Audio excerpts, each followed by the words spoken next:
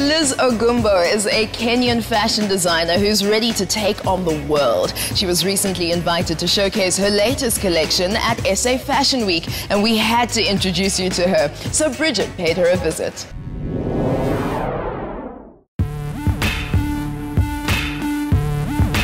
When Kenyan designer Liz Ogumbo conceptualizes, plans and creates her well-designed range, she goes back to the ABCs of style.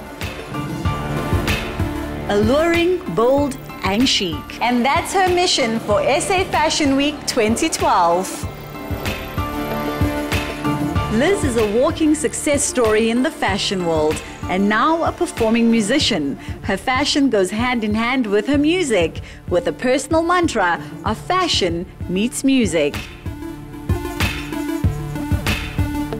The love of fashion and music is literally something embedded in my blood, you know? So when I was born, fashion was born and music was born. My mom was a seamstress on the side. She dressed us up, she styled us. We were like the hottest kids in the block. I'm not playing. Music was like the basis of everything, our livelihood, our lifestyle and everything. So music is lifestyle for me. It's not actually a career. And fashion as well is a lifestyle too. Now break it down for me. We have Liz Ogumbo, then we have Ken Soul for the music, and House of Imani. How do they all tie in together? House of Imani is the umbrella of my fashion business when I started 8 years ago. And it basically encompasses the styling, the modeling agency I started in Kenya in 2004, the designs and everything. But then Liz Ogumbo is the brand that you see on your clothing. And Liz Ogumbo is, of course, the artist.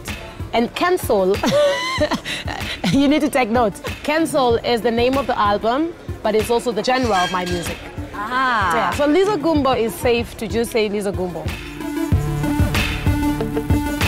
Now you first began your career as a model and then decided, changing direction, I'm now becoming a fashion designer. What inspired that? One of the things that I really bothered me was we would get lined up backstage and get into fittings and they'd make you put on their ugly, horrible clothes. And I couldn't believe that these were people who were coming in, the media was all over them, taking pictures. And for me, I think it was just a stage where I thought, you know, I could do this. And I have a very good element of understanding what fashion is and style, and I can translate it, and I felt like I could even do it better. Obviously, being Kenyan, would you say that your culture plays a huge role in your creative process? Definitely. My culture is Ken Soul. I'm Kenyan, my soul is Kenyan. My roots are Kenyan and my heritage. This range is very much influenced by my culture. Her designs are trendy and cutting edge, but quite unlike the fast fashion of the Western world, her designs tend to cater for all seasons. This self-taught designer targets a wide market segment and has a sight set on designing for women between the ages of 15 and 60. Now looking at this range, I'm seeing a lot of brights, a lot of color, a lot of prints. Is this something that you work with all the time? We call it kitenge. So kitenge is definitely a very bold signature. This is actually the first time I'm using kitenge for any show. The reason I have not used kitenge is because I get overwhelmed. I think it's too much. We're in Africa in kitenge land. So, but I'm thinking, you know, why not actually speak to people about it and bring it out? So this is why I'm celebrating kitenge this season. The use of the fabrics and the prints are very modernized. It's a very global approach. Yes. I want to make sure that if I'm speaking to some Indian or if I go to Brazil or I go to LA and I'm speaking about my clothing and I want to sell, it really needs to sell without people saying, it's too African. So, you know, there's this whole notion of it's too African and this. And I'm African, I'm not guilty, I'm not shy about it. But I think that it's important that we start creating and thinking about the globe other than a little space, you know?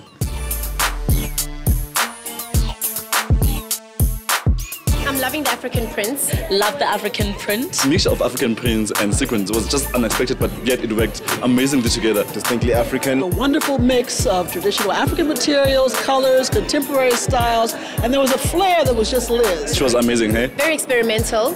When it comes to trends, do they play an influence at all in the range that you put out? Do you draw inspiration from them? I don't do trends. My design aesthetic is timeless. Despite the economic crisis that we have been going through for a while now, I think that it's very important to be able to create something that any of my consumers or my clients can actually wear and wear for years without feeling like, oops, these shoes are out, we need to change shoes. And I think it's practical. And what sets Liz Ogumbo apart from the rest of the designers on the continent? I think every designer have their own unique bits and pieces to bring to the table. I am Ken Soul. I can't talk about others, but I have my own story. It's a very interesting story. I want to speak to the world.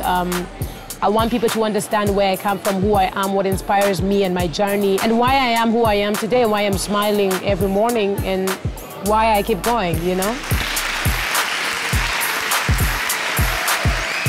Alluring, bold, and chic, the ABCs have never looked quite so good. And Liz Ogumbo's creations are just as refreshing as the young designer.